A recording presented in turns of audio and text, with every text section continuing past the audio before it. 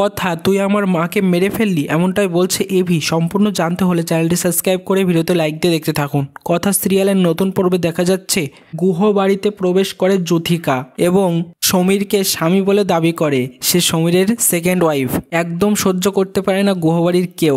AV রেগে গিয়ে কথাকে বলতে থাকে, তুই হাজির করেছিস না এই মহিলাটাকে। অন্যদিকে সঞ্চিতা সমীরের ওপরে খুব রেগে যায় এবং বলতে থাকে, কেন তুমি এই মহিলাটা কে? আমাকে এইভাবে ঠকাচ্ছ তুমি এই বয়সে এসে? কেন কেন উত্তর দাও, উত্তর দাও। বলতে বলতেই সে অজ্ঞান হয়ে মাটিতে লুটিয়ে পড়ে। সবাই তার কাছে ছুটে যায়। কথা নিজের কোলের উপরে রেখে দিয়ে বসে থাকে। অন্যদিকে এভি বলে, শুধুমাত্র কথা তোর জন্য এই অবস্থাটা হলো। আমার মা চোখ খুলছে না, চোখ খোলো মা।